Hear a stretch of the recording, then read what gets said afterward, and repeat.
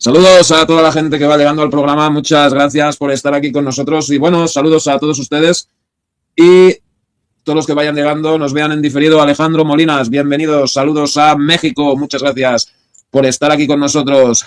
Perfecto. Bueno, habíamos hablado en el programa anterior de orígenes y mitos de la Navidad. Y bueno,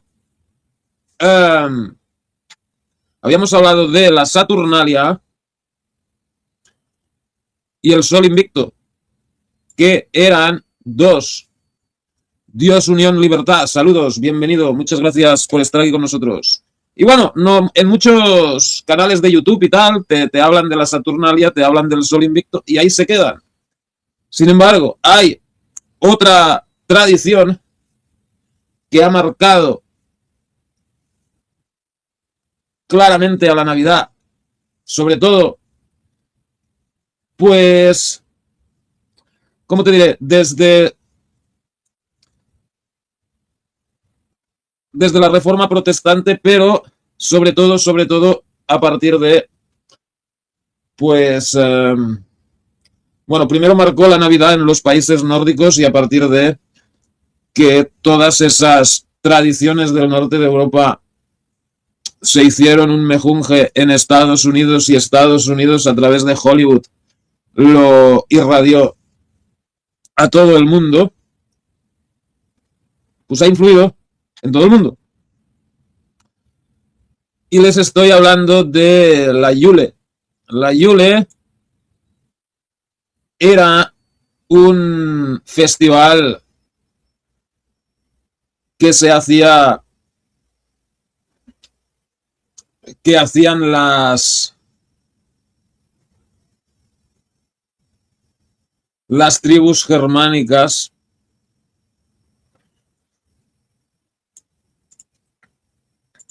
pues alrededor de la mitad del invierno, el solsticio de invierno y todo este rollo, ¿no?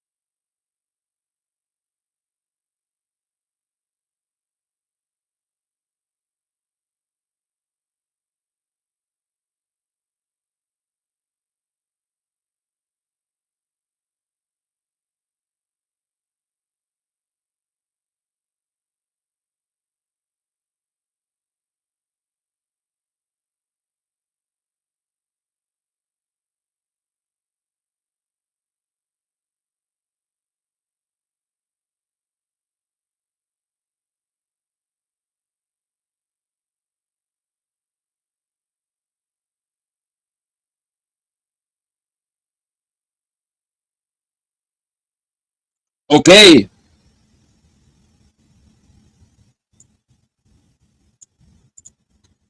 Bueno, la historia de la Yule, la ruidosa celebración pagana del invierno que inspiró la Navidad. También llamada Yuletide, la celebración pagana del solsticio de invierno conocida como Yule fue observado por antiguos pueblos germánicos durante cientos de años. Navidad, Noel, nacimiento, Yuletide, incluso las muchas palabras diferentes que usamos para describir la festividad cristiana que celebra el nacimiento de Jesucristo, reflejan cómo este festival nació de una amplia variedad de culturas. Para los vikingos, las tribus germánicas y otros pueblos paganos de la Europa precristiana, esta celebración, conocida como Yule, estaba originalmente destinada a honrar el solsticio de invierno. La celebración de Yule o Yuletide conmemoraba los acontecimientos del año menguante y honraba a los dioses con un festival de canciones, comida, bebida y sacrificios. O sea, más o menos lo mismo que hacemos ahora, menos los sacrificios, ¿no? Pero con la constante expansión del cristianismo por Europa, muchas creencias y celebraciones paganas, incluida la Yule, fueron erradicadas. Sin embargo, hasta hoy se pueden encontrar indicios de estas antiguas creencias y rituales en algunas de las tradiciones navideñas más populares. Esta es la historia de Yule, la festividad germánica pagana de invierno que inspiró gran parte de la celebración moderna de la Navidad. ¿Qué es la Yule? Dentro de la celebración pagana del solsticio de invierno y el regreso de la luz solar. La mención más antigua de Yule se encuentra en la obra de un cronista e historiador prolífico llamado Beda, un monje inglés que fue fundamental en la difusión del cristianismo católico en el norte de Inglaterra.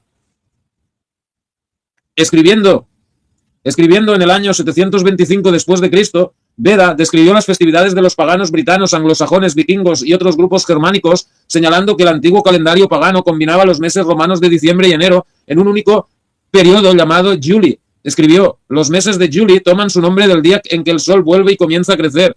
En otras palabras, este doble mes construyó en torno al solsticio de invierno, la época del año en la que la luz del día, que disminuye constantemente durante el invierno, comienza a aumentar de nuevo. Para los antiguos vikingos y otros pueblos germánicos, muchos de los cuales vivían en los confines septentrionales de Europa, donde la ausencia del sol invernal se sentía más fuerte, el regreso de largos días soleados se consideraba un renacimiento y se celebraba en la fiesta de Yeol o Yol.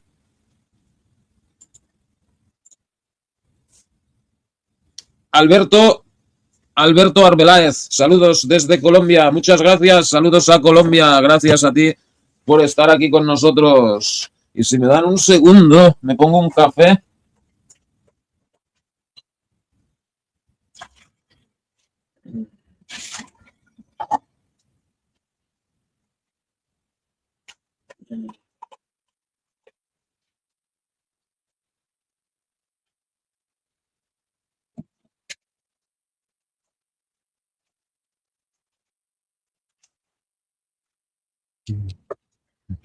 Ok.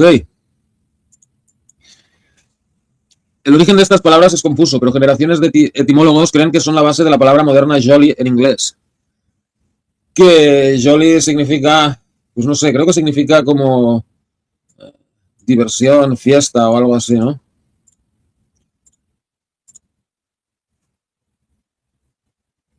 Jolly. Si ves, happy and cheerful, lively and entertaining, o sea, feliz, feliz y alegre, vivaz y entretenido. O sea, toda la estación llamada Yuletide era una de las festividades más importantes de la Europa pagana. Desde la actual Estonia hasta el norte de Inglaterra, Yule era el punto culminante del pleno invierno, un respiro bienvenido de la oscuridad y el frío cortante. Tradiciones de Yule y cómo ayudaron a inspirar la Navidad. Durante siglos, la única pista de la existencia de Yule estaba en la palabra misma, sugiriendo un momento de júbilo y alegría en el momento más oscuro del año. Sin embargo, durante un resurgimiento del interés por todo lo vikingo durante el siglo XIX, las tradiciones perdidas de la festividad fueron redescubiertas y aparentemente no se habían perdido tanto, después de todo. De hecho, muchas de las tradiciones navideñas de los vikingos todavía se practican en alguna forma hoy en Navidad. Los ritos, ceremonias y festividades de Yule estaban llenos de referencias a dioses importantes de los antiguos panteones nórdicos y germánicos, destacando especialmente Odín, uno de cuyos nombres era Jolnir, lo que indica una conexión con la festividad de Jol o Yule. Para los antiguos vikingos y godos, el periodo previo a Yuletide era una época de actividad sobrenatural intensa. Criaturas no muertas llamadas Draugr vagaban por la tierra. La magia era más potente y el propio Odín lideró una fantasmal cacería salvaje a través del cielo nocturno para apaciguar tanto a los espíritus inquietos como a los dioses vikingos. Organizaban ceremonias que incluían sacrificios de diversas plantas, animales y bebidas. Y los Draugr, estos que eran como una especie de reptilianos o algo así, seguramente.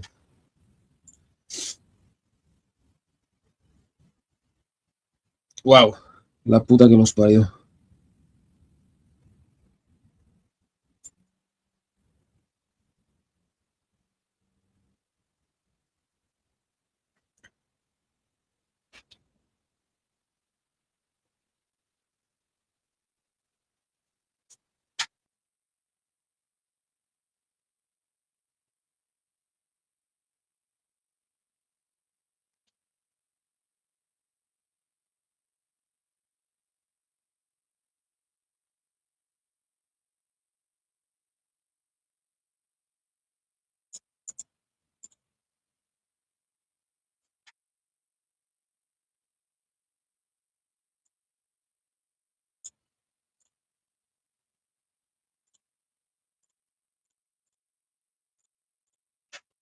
En el folclore nórdico, los Draugr o Draug,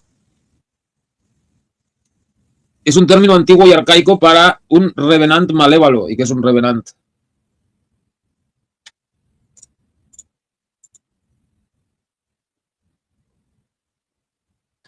Un revenant es un espíritu o cuerpo animado que se cree que ha sido resucitado para atormentar a los vivos. La puta que los parió. O sea, como los vampiros de Rumanía o algo así, ¿no?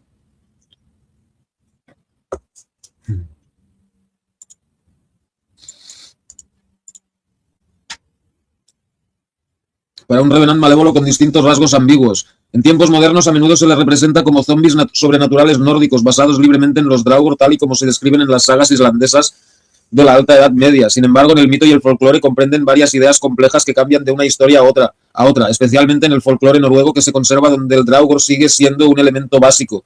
En las sagas islandesas de las que se obtiene el mayor interés moderno, los Draugrs viven en sus tumbas o palacios reales, a menudo custodiando tesoros enterrados en su túmulo funerario. Son revenants o cadáveres animados, más que fantasmas, que poseen cuerpos espirituales intangibles. Wow.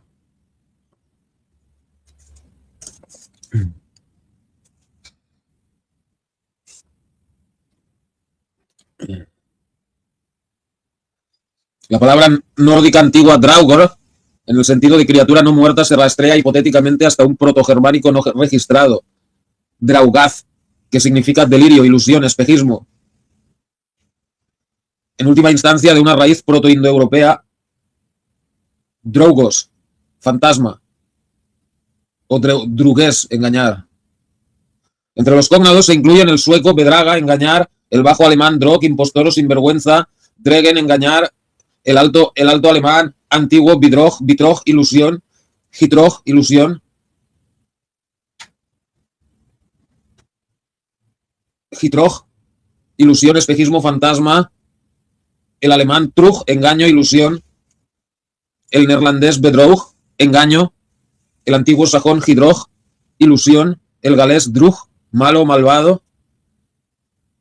Wow.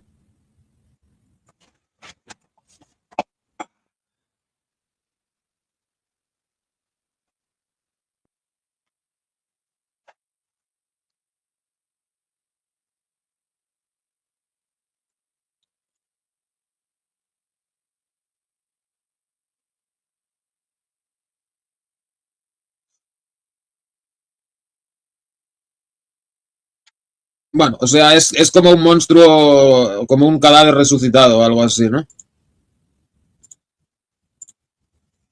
Alberto Angulo, bienvenido. Muchas gracias por estar aquí con nosotros.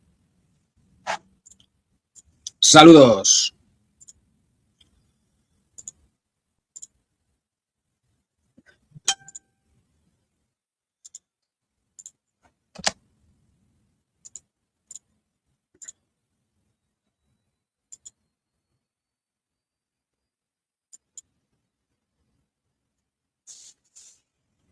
La magia era más potente y el propio... Oh, bueno, eso ya lo leí. Los antiguos europeos veneraban especialmente los árboles y se encendían hogueras para ahuyentar la oscuridad y celebrar el regreso del sol. O sea, veneraban los árboles, ¿no? O sea, el árbol de Navidad, ¿no?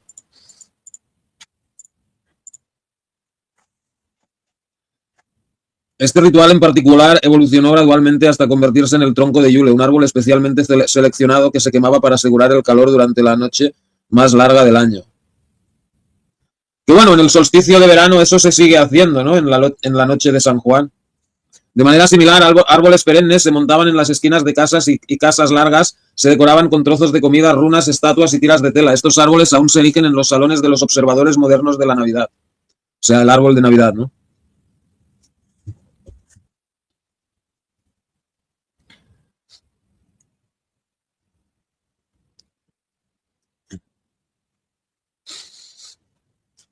Sin embargo, los rituales de paganos de Yule más perturbadores y controvertidos podrían haber sido el sacrificio de animales y humanos. ¡Wow!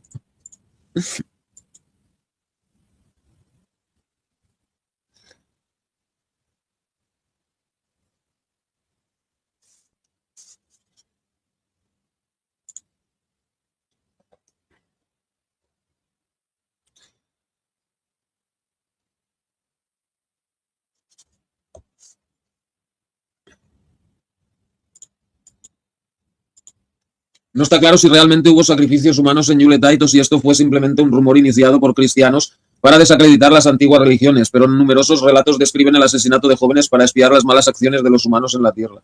Bueno, quizás en la Yule no, pero de que estos pueblos paganos tenían sacrificios humanos parece que se ha atestiguado, ¿no? Se sabe, se han encontrado los huesos, se han encontrado. Las festividades navideñas podrían haber comenzado con Modrahint, o Noche de Madres, durante la cual un jabalí llamado Sonagolter fue sacrificado al dios de la virilidad Freyr y a su hermana gemela Freyja, la diosa de la fertilidad. Antes de comer la carne, los jefes vikingos y guerreros ponían las manos sobre las cerdas del jabalí y juraban ebrios realizar actos que iban desde lo ridículo hasta lo heroico o lo absolutamente bárbaro. En el poema épico en inglés antiguo Beowulf, por ejemplo, el héroe juró matar al dragón Grendel en una ceremonia llamada Heitstrenhing, mientras que el noble Harald Cabellera Hermosa juró no cortarse el pelo hasta unir Noruega en un solo reino bajo su liderazgo. Lo del Beowulf es curioso porque está escrito en Inglaterra, pero narra cosas que ocurrieron en Dinamarca, cuando ese pueblo todavía estaba ahí, ¿no? Probablemente de los sajones. Y yo tenía varios libros sobre Beowulf, lo que pasa que ahora no sé dónde.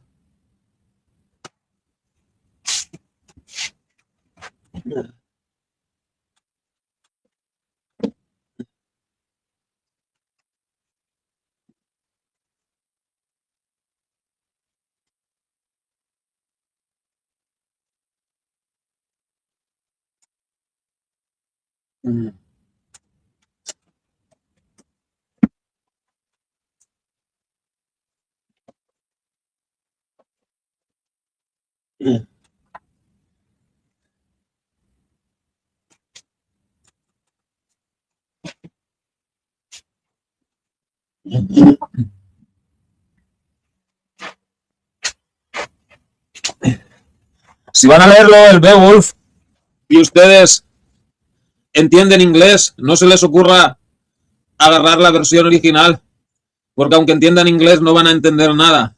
Tienen que agarrar la versión actualizada.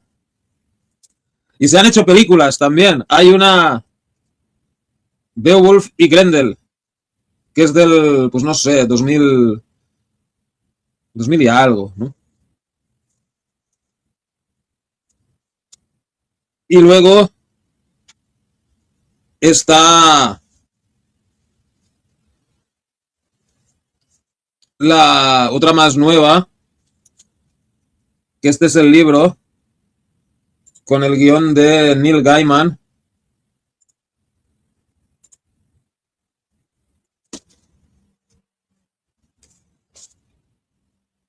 Y bueno, luego está este, que este explica la historia.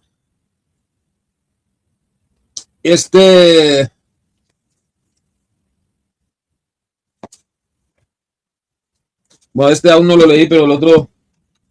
Y fíjense lo que encontré dentro, ni me acordaba que tenía esto. Mi trébol de la suerte, de 4 hojitas. Tengo que guardarlo.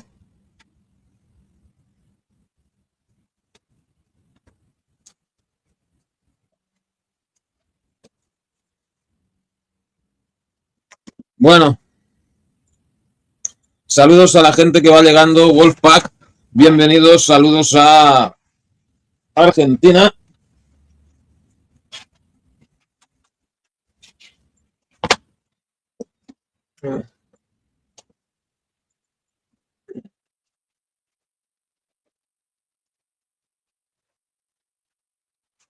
Ok, seguimos.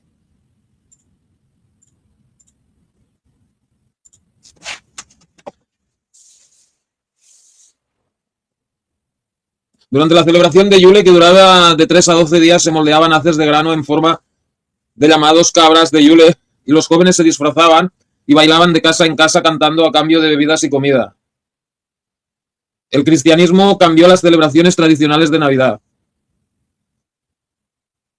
A medida que los misioneros cristianos se extendían por los territorios paganos del norte de Europa, se encontraron con estos rituales y se enfrentaron a un desafío único. Para los cristianos, la adoración a múltiples dioses era intolerable, pero la perspectiva de forzar a vikingos y tribus germánicas orgullosas y notoriamente violentas a rechazar sus creencias debía ser igual de poco apetecible. En cambio, los misioneros recurrieron a un compromiso cristiano probado llamado interpretatio cristiana o interpretación cristiana. Al aprender los mitos y creencias religiosas de los nórdicos, pudieron identificar paralelismos dentro del catolicismo y vincular estos dos sistemas de creencias, haciendo que la conversión fuera más aceptable para quienes se resisten a abandonar sus prácticas centenarias. Una de estas tácticas fue cambiar la fecha real del nacimiento de Jesús, que los historiadores creen que probablemente fue en primavera, para que coincidiera con las ruidosas celebraciones invernales de los paganos. Que bueno, eso no fue solo para los paganos, o sea, también fue para la Saturnalia y el Sol, bueno, para el Sol Invictus, más que... Porque el rollo es el siguiente, ¿no? Para los romanos era normal creer en muchos dioses, ¿no? O sea, tú podías hacer un sacrificio a Júpiter, ¿no? Y todo ese rollo. Y luego celebrar el Sol Invicto. Y luego adorar a Isis, que era una diosa egipcia. Y luego creer en el mitraísmo. Todo al mismo tiempo, ¿no? O sea, es como si yo ahora fuera... Es como si yo ahora fuera cristiano, musulmán, budista y shintoísta todo al mismo tiempo, ¿no? Sin embargo, para los cristianos, eso no es posible. O eres cristiano 100% o nada. No puedes decir, no, oye, no, sí, yo creo en Cristo, pero oye, voy a hacer un sacrificio a Saturno también y no. Entonces, ¿qué pasaba? Que llegaban los misioneros, daban la tabarra, todo este rollo. Sí, vale, sí, muy bien, yo creo en tu Dios Cristo, perfecto. Ahora déjame que tengo que ir al templo con unos amigos, vamos a hacer un sacrificio ahí, ¿no? No, eso no va, ¿no? Entonces, ¿qué? ¿Los cristianos qué hicieron? Pues vamos a hacer una cosa, ¿eh? El Sol Invicto va a ser el nacimiento de Cristo, la Saturnalia va a ser la Navidad, Isis va a ser la Virgen María, y así, ¿no? Entonces, pues bueno, agarraron un poco de aquí, un poco de allá, y todo interpretado filtrado por el cristianismo, hicieron la religión católica, que bueno, algunas de esas cosas han sobrevivido incluso en el protestantismo, ¿no? Porque claro, los protestantes siguen celebrando la Navidad, ¿no? O sea,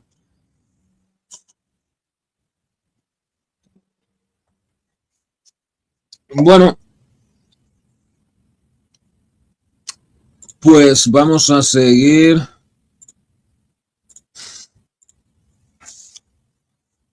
Por ello, la celebración del nacimiento de Jesucristo en diciembre posiblemente se inspiró directamente en los calendarios paganos, sí, pero no solo en la Yule, ¿no?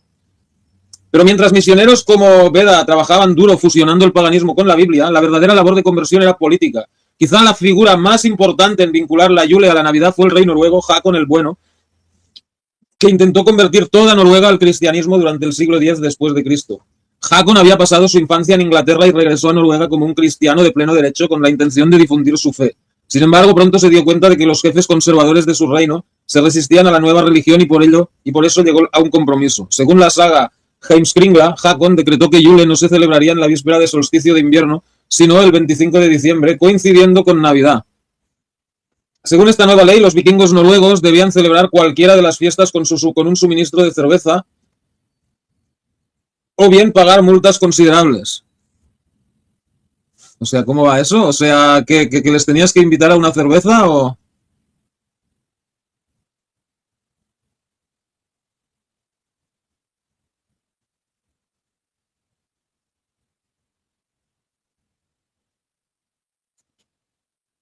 Bueno, supongo que, porque claro, cerveza puedes beber en Navidad también, ¿no? Pero... Cuando Hakon murió en batalla tuvo lugar un breve avivamiento pagano, pero los efectos de su ley se mantuvieron. A partir de entonces, Yule y Navidad se convirtieron en sinónimos en toda Escandinavia y las tradiciones se mezclaron.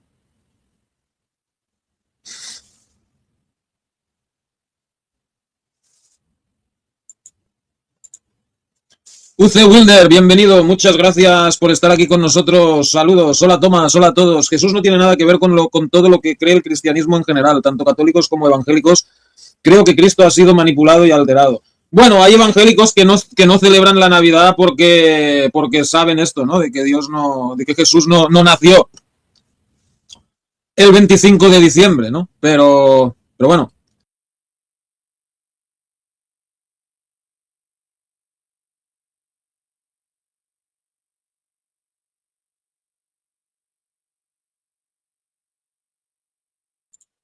Pero bueno, me jodieron de nuevo. No, ¿qué te estaba diciendo? Mm, bueno, a ver.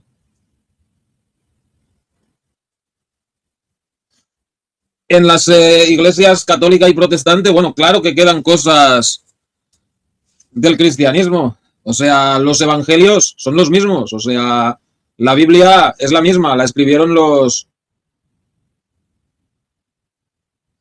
seguidores de Cristo y tal. Pero um, todas estas cosas de juntar fiestas paganas con fiestas cristianas y tal, es algo que viene a partir del siglo IV, ¿no? Pero la Biblia, o sea, es la misma, ¿no? Que bueno, naturalmente, en el concilio de Nicea, bajo la supervisión del emperador Constantino, se decidió qué libros se iban a incluir en la Biblia y cuáles no. Algo que ha sido muy criticado, pero también hay que pensar una cosa. Si agarras los evangelios de la Biblia más los evangelios apócrifos, son más de 25. Y algunos se contradicen entre sí, ¿no? Hay evangelios apócrifos donde Jesús sobrevive a la crucifixión, hay evangelios donde se puede dar a pensar que, por ejemplo, del evangelio de Judas salió el tema este de que Jesús y María Magdalena eran pareja, aunque bueno, si lees exactamente lo que pone, pues bueno, puede ser que sí, puede ser que no, pero entonces en el concilio de Nicea lo que hicieron es agarrar cuatro evangelios que más o menos tuvieran una uniformidad para que los creyentes pues no se hicieran uh, líos en la cabeza, ¿no? Que bueno, Constantino el Grande pues siempre se le critica mucho, se le dice como que él secuestró el cristianismo, como que lo manipuló, algo así.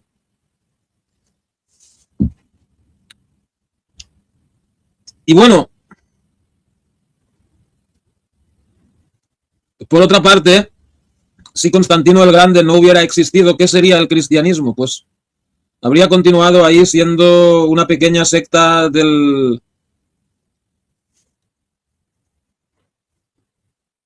judaísmo, ¿no? Que, que sí, que a partir de Pablo incorpora también a gentiles, porque bueno, ya no necesitas hacerte la circuncisión y todo este rollo. Pero si Constantino no hubiera existido, pues bueno, Europa habría seguido siendo pagana y el cristianismo pues sería una más de las muchas religiones que habían, ¿no? O sea, ni de lejos habría tenido la resonancia que ha tenido el cristianismo en la historia. O sea, ni de lejos tendríamos ahora 3.000 millones de cristianos en el mundo, ¿no? 3.000 millones de cristianos nominales, ¿no? O sea, que bueno, habría que ver cuántos de estos 3.000 millones realmente creen en Dios y todo este rollo, ¿no? Pero,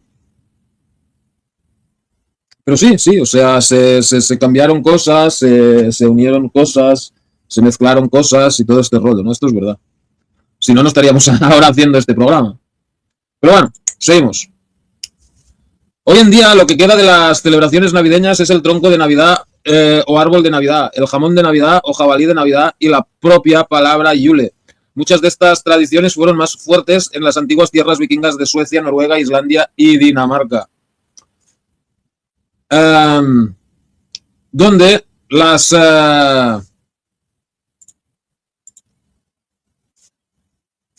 cabras de Yule y la navegación de Wasa continuaron mucho después de la desaparición de los antiguos dioses. El wassailing es lo de... Ah, bueno, eso de hacer música y tal, ¿no? Lo que se decía antes, ¿no? De ir a hacer música por las casas y tal, ¿no? Que bueno, de ahí viene seguramente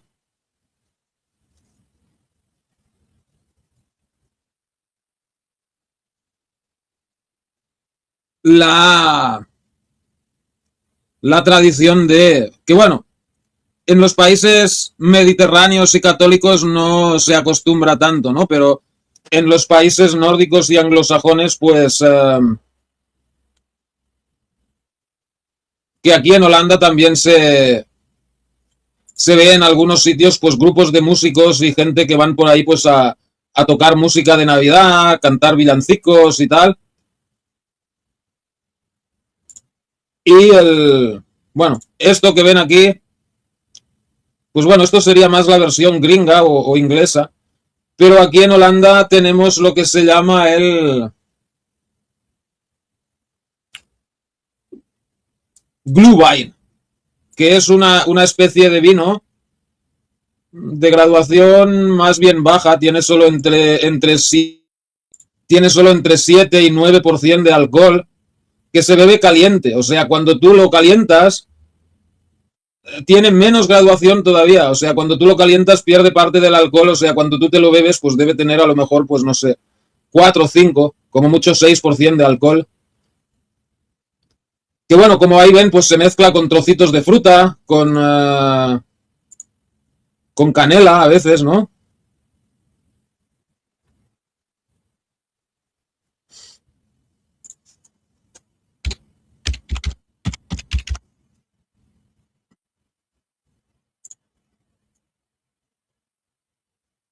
Ahí está.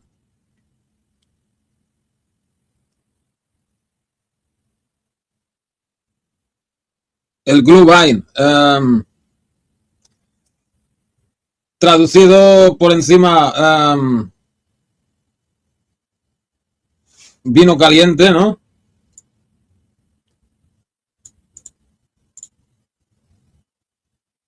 O vino brillante. Es popular en países de habla alemana, en la región fronteriza de Alsacia, en Francia y en menor medida en Rusia. Bueno, aquí en Holanda también se bebe. Se bebe sobre todo la noche de fin de año. Es una bebida tradicional que se ofrece durante las vacaciones de Navidad.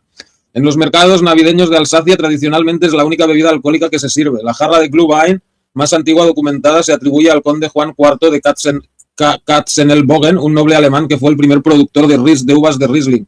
Esta jarra de plata con llave chapada de oro y cerrada con llave data alrededor de 1420. El Glühwein suele prepararse con vino tinto calentado y condimentado con palitos de canela, clavo, anís estrellado, naranja, azúcar y en ocasiones vainas de vainilla. A veces se bebe con un chupito, lo que significa que se ha añadido ron u otro licor. Que bueno, esto aquí en Holanda no lo he visto nunca yo. En algunas partes de Alemania se utilizan ocasionalmente vinos de fruta como el vino de arándanos y el vino de cereza. Una variante del Glühwein se elabora con vino blanco, pero es menos popular que su contraparte tinta. Para los niños en los mercadillos navideños se ofrece el Kinder Punch sin alcohol, que es un ponche con especias similares. Otra variante popular del Glühwein en Alemania es el Feuerzange-Bowle. Comparte la misma receta, pero para esta bebida se prende fuego un pastel de azúcar empapado en ron y se deja gotear en el vino. El tipo polaco de Glühwein se llama Grzaniek, es similar al alemán con una excepción, normalmente se endulza con miel en lugar de azúcar.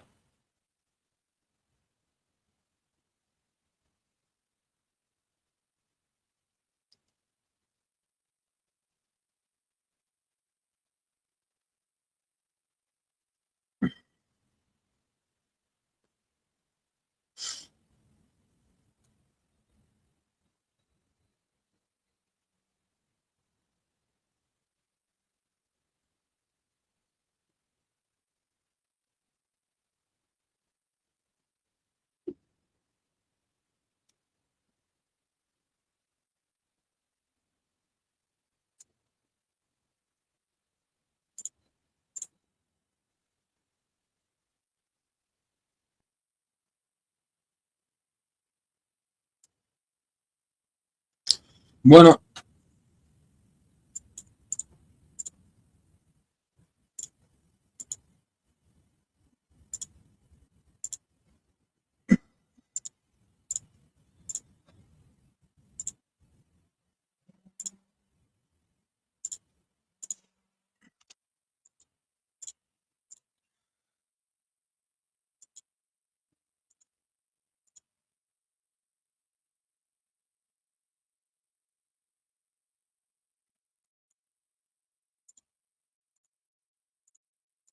ok.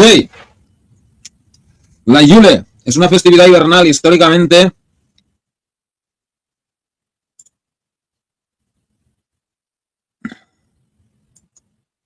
Vaya, hombre.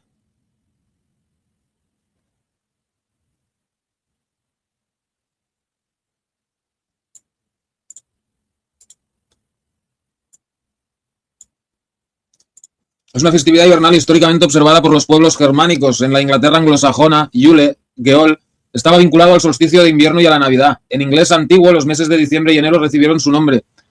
En la Escandinavia medieval, Yule era una fiesta pagana nórdica que parece haberse celebrado originalmente en enero. Se afirma que Yule se fusionó con la Navidad durante la cristianización de los pueblos germánicos.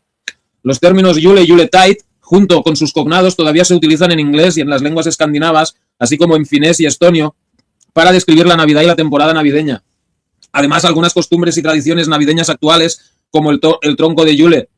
Bueno, el tronco de Yule, pues bueno, es lo que decíamos antes de quemar un árbol y tal, aunque bueno, también es como la Navidad. La cabra de Yule, pues bueno, es como un muñequito, que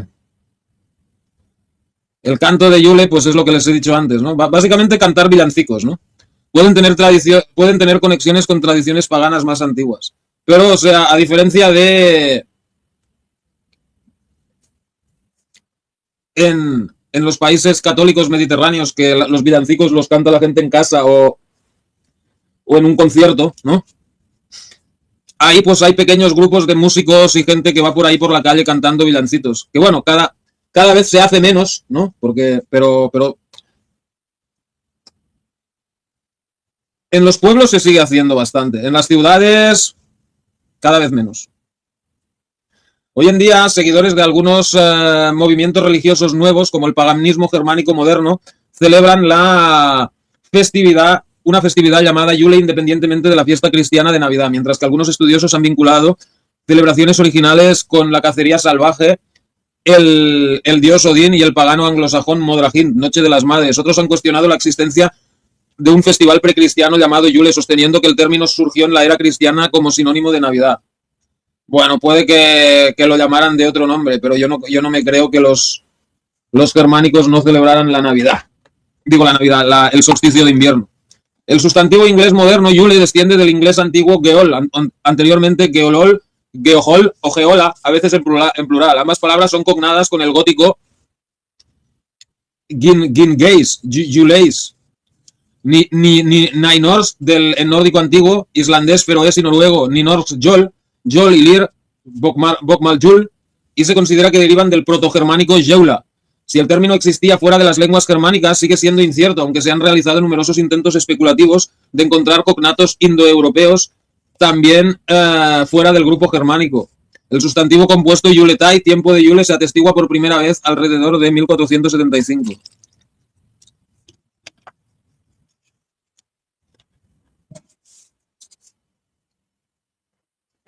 Se ha pensado que el antiguo francés Joliffe, que fue tomado al inglés en el siglo XIV como Joli, es a su vez tomado del antiguo nórdico Jol, con el sufijo del antiguo francés if, comparar con el antiguo francés aisif. Fácil. El francés moderno festif, festin, if, según el Concise Oxford Dictionary of English y varios otros diccionarios franceses de etimología, pero el Oxford English Dictionary considera poco probable esta explicación para Joliffe. La palabra francesa aparece por primera vez en el anglo-normando Histoire des Anglais, o Historia del pueblo inglés, escrito por Geoffrey Gaimard entre 1636 y 1136 y 1140. Las formas en inglés antiguo de la palabra Yule incluían Geol, Geola, Geohol, Yula y Juli. En el siglo VIII, el historiador inglés Beda escribió que los anglosajones paganos llamaban tanto diciembre como enero Juli. Beda vincula este término con el solsticio de invierno.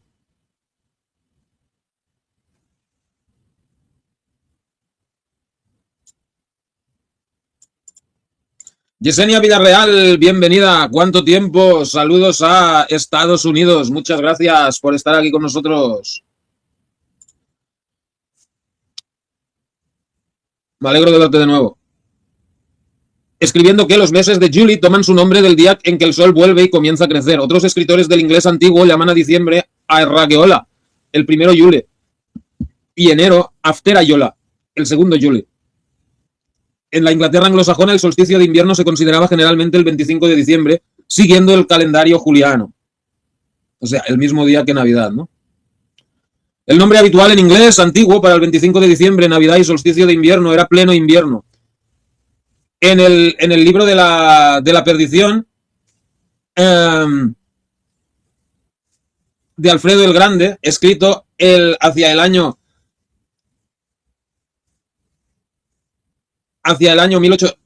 890, la Navidad se llama Gehol, Yule. Algunos textos posteriores en inglés antiguo llaman el día de Navidad Geohel Daek, día de Yule. Se sugiere que los vikingos que se establecieron en Inglaterra introdujeron o popularizaron Yule como nombre para la Navidad entre los anglosajones. Beda también escribió que los anglosajones paganos celebraban el festival Modrahint, Noche de las Madres, en el solsticio de invierno que marcaba el inicio del año anglosajón. En la literatura nórdica antigua, Yule suele describirse como una fiesta pagana entre los muchos nombres de Odín. Está Jolnir, el de Yule. El Morkinskina, del siglo XIII, hace referencia a Hugin's Jol, fiesta de Hugin, uno de los cuervos de Odín. En el capítulo 55 del libro Edda en prosa, Skaldskaparmal, se dan diferentes nombres para los dioses. Uno es Seres de Yule, una obra del Escaldo, Eyvinder Skaldaspilir, que utiliza el término excitada. De nuevo, hemos producido el banquete del ser de Yule, hidromiel de poesía, el elogio de nuestros gobernantes como un puente de mampostería.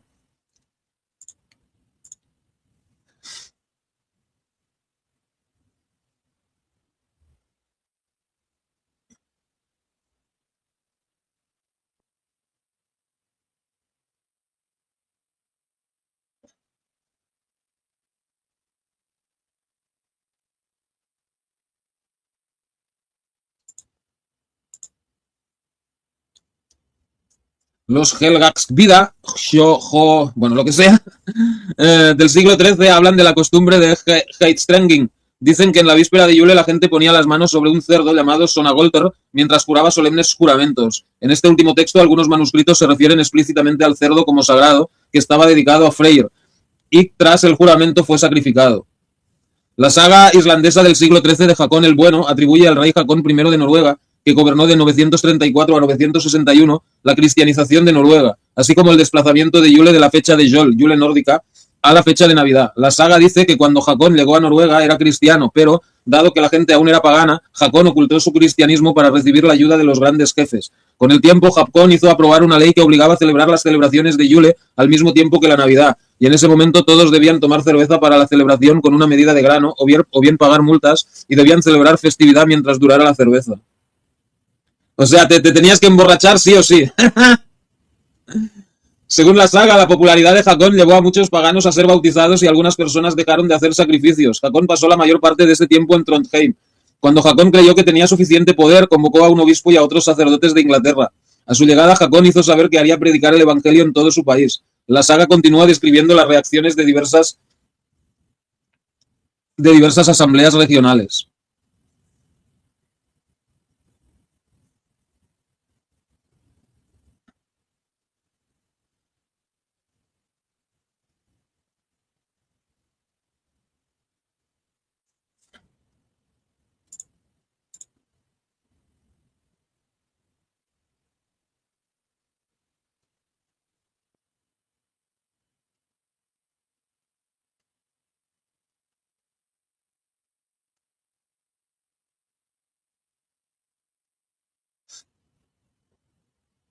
Ahí pone... Era costumbre antigua que cuando se hiciera sacrificio todos los campesinos acudieran al templo pagano y trajeran consigo la comida que necesitaran mientras duraba el banquete. En este banquete todos debían participar en la bebida de la cerveza. Además, todo tipo de ganado fue sacrificado en relación con ello, así como caballos, y toda la sangre de ellos se llamaba sangre sacrificial. Pero era un banquete, pero te tenías que traer tu propia comida, qué rollo, ¿no? O sea, no te invitan, no se enrollaba el jacón este, ¿no? El recipiente que contiene la sangre y las ramitas sacrificiales, estos se fabricaban como aspersores y con ellos debían ser untados con sangre por todos los pedestales de los ídolos y también las paredes del templo dentro y fuera, y del mismo modo los hombres presentes serían rociados con sangre. Wow. Pero la carne de los animales debía hervirse y servirse como alimento en el banquete. Se encendían fuegos en el centro del suelo del templo y se colgaban hervidas sobre los fuegos. El vaso sacrificial debía llevarse alrededor del fuego y quien preparara el banquete y era el jefe debía bendecir el vaso y toda la carne sacrificada. La narrativa continúa diciendo que los brindis eran para beber. El primer brindis era por Odín, por la victoria y el poder para el rey. El segundo por los dioses, Jodor y Freyr, por buenas cosechas y por la paz. Y el tercero un vaso de precipitados para el propio rey. Además se brindaban en memoria de los parientes fallecidos. Estos se llamaban mini.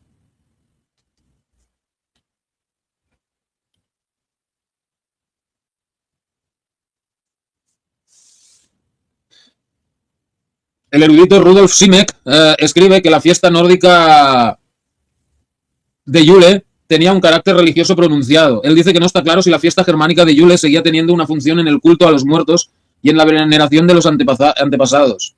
Función que el sacrificio de mediados del invierno ciertamente tuvo para las edades de piedra y de bronce de Europa occidental. Las tradiciones del tronco de Yule, la cabra de Yule, el jabalí Sonagoter, el canto de Yule y otras posiblemente tengan conexiones con costumbres precristianas. Lo que Simek dice indica la importancia de la fiesta en tiempos precristianos. Los estudiosos han vinculado la Yule nórdica con la cacería salvaje, una procesión fantasmal en el cielo invernal. El dios Odín, que en las zonas germánicas se atestigua como líder de la cacería salvaje y lleva el nombre de Jolnir, y el aumento de las actividades de los Draugarth, seres no muertos que caminan por la tierra. El historiador británico Ronald Hutton escribió sobre el término Yule que existe duda sobre si originalmente estuvo vinculado a un festival de mediados de invierno que precedió al cristiano de Navidad. Hutton escribe que la literatura escandinava más antigua, antes de Snorri, no hace referencia a Yule como una fiesta pagana. Modrahint, la Noche de las Madres, un festival aparentemente centrado en mujeres o seres sobrenaturales femeninos, atestiguado por Veda como celebrado con el solsticio de invierno, se ha visto como una prueba adicional de rituales de fertilidad durante Yule.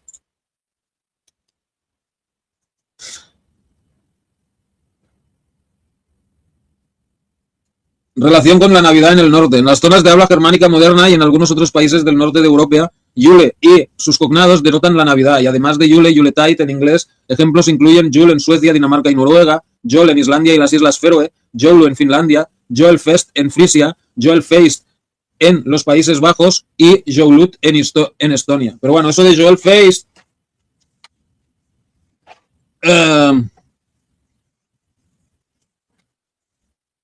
apenas se dice ya, quizá en el campo, pero yo nunca lo he oído.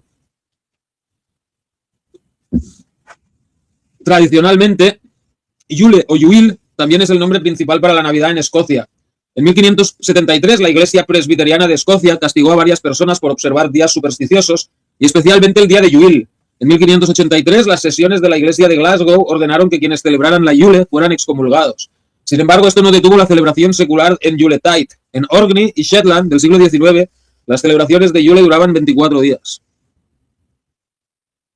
O sea, los católicos, como que lo crearon, ¿no? Los católicos les dijeron a la gente, no, oye, esto que celebran ustedes, la Yule, esto es lo mismo que la Navidad que celebramos nosotros. O sea, eh, pero luego los protestantes les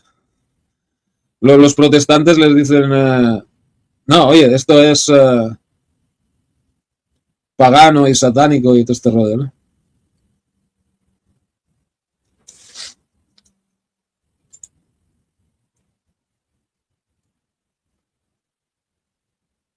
Bueno,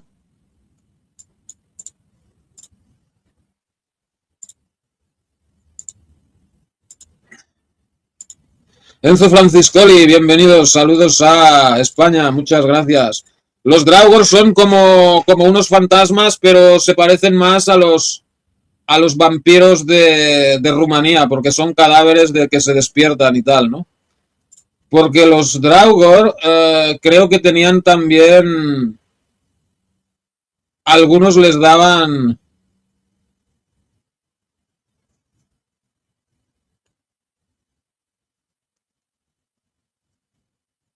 características vampíricas, ¿no?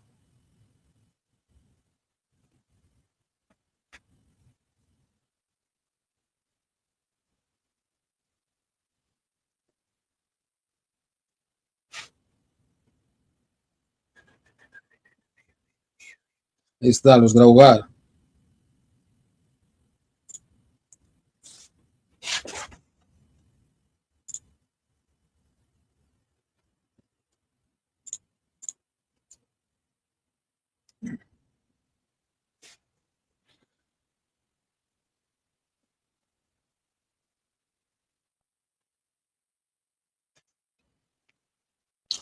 Habilidades mágicas. Los Draugar son destacados por tener varias habilidades mágicas a las que se refería en el antiguo noruego.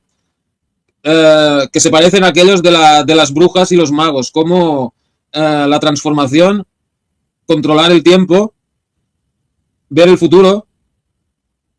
eh,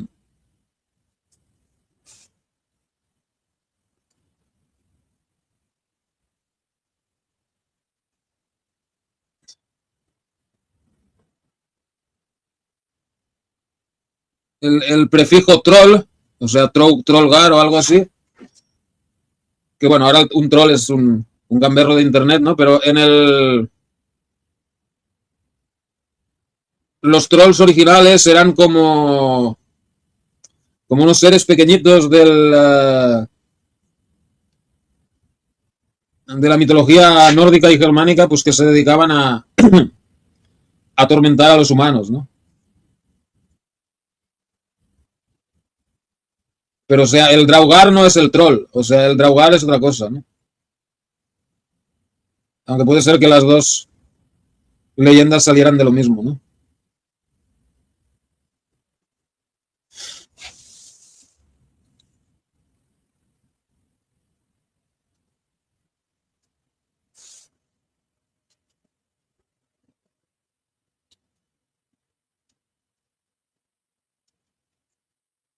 La transformación. En los cuentos islandeses, recopilados en época moderna, se pueden transformar en toros, en caballos, en gatos.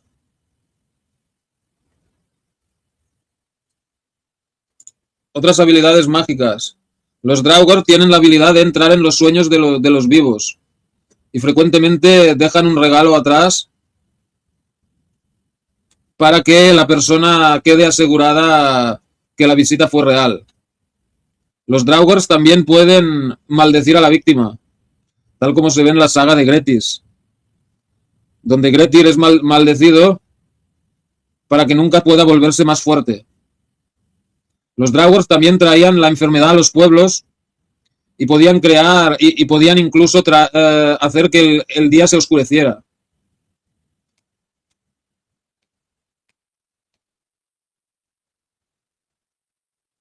Preferían ser activos durante la noche, aunque parece que no eran vulnerables a la luz del sol. Los Draugrs pueden incluso matar a gente con su mala suerte.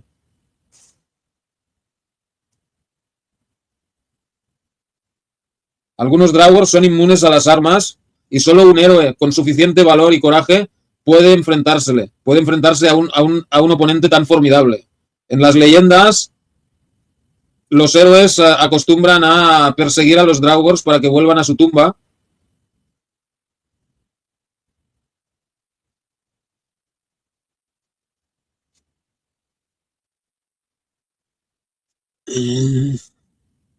Ok, características vampíricas. El Draugr ha sido concebido como una clase de vampiro por el antologista de cuentos populares Andrew Lang a finales de 1897, con esta idea también es apoyada por comentaristas más modernos. El foco no es tanto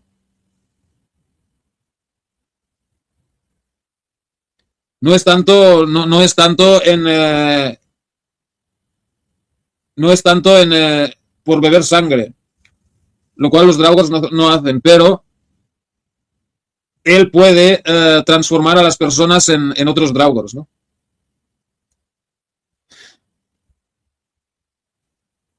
Bueno, total, que eran unos personajes que no eran agradables, ¿no?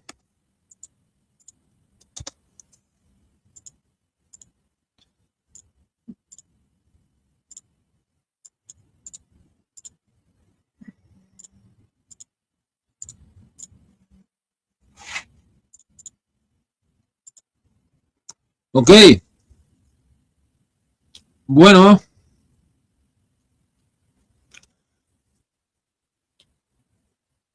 Vamos a...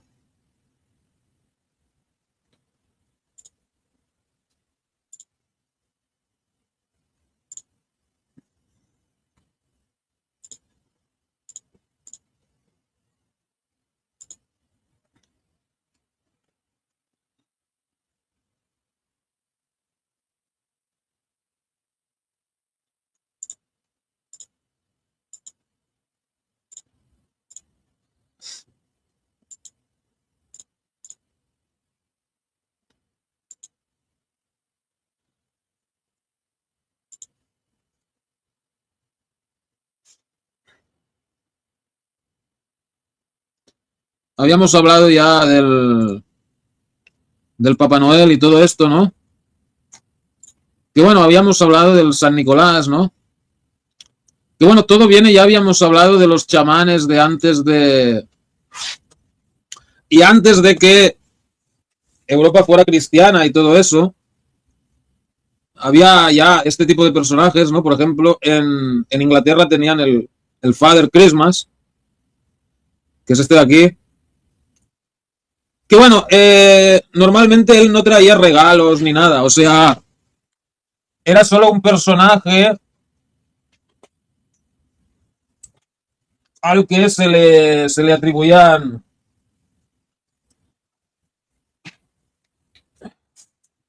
poderes mágicos y tal, y que, pues bueno, ¿cómo te diré? Ayudaba a que la fiesta fuera más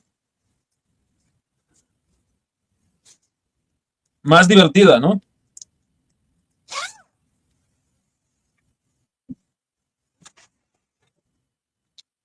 Eso es en Inglaterra, y luego en Finlandia tenemos a este, ¿cómo se llama? El Julapiki o algo así. Que bueno, como ven, en las manos lleva guantes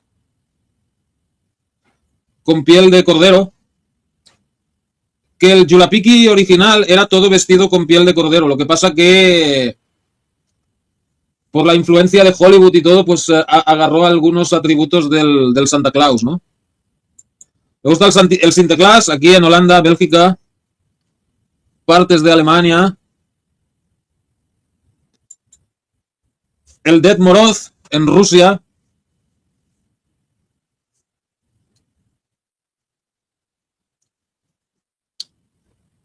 Y bueno, hay otros también, ¿no?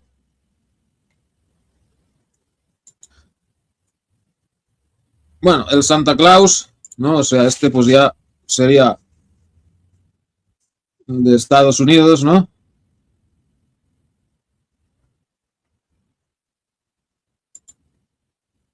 Y Shayoshira Flor de Lis, bienvenida, muchas gracias por estar aquí, dice, aparezco y te levantas. Interesante esa frente.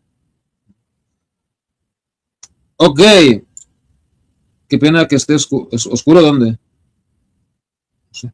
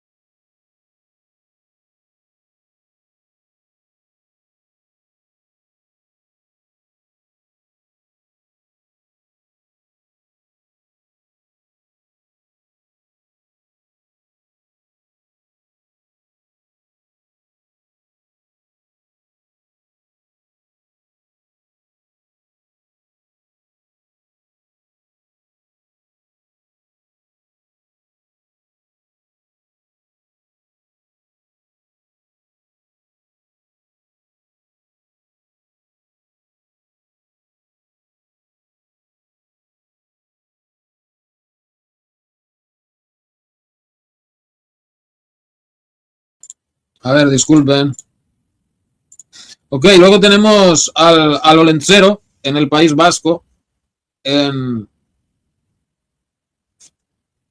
en España. Pero bueno, ya...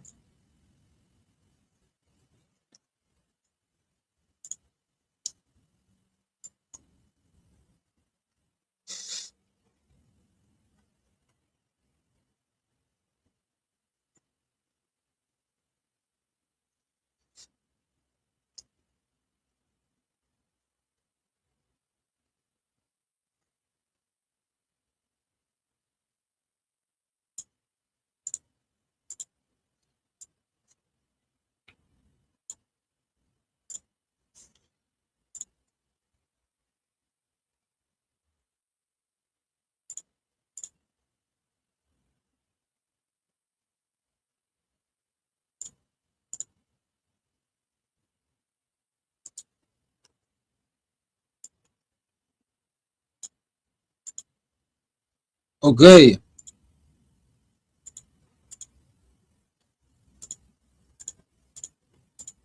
El Father Christmas.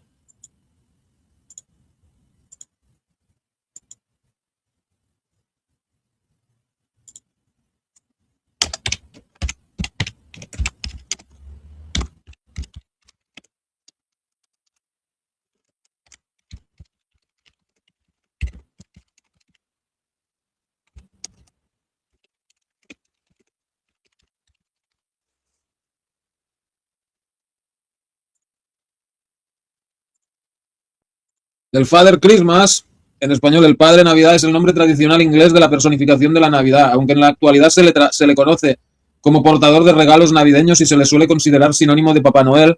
Originalmente formaba parte de una tradición folclórica inglesa mucho más antigua y sin relación alguna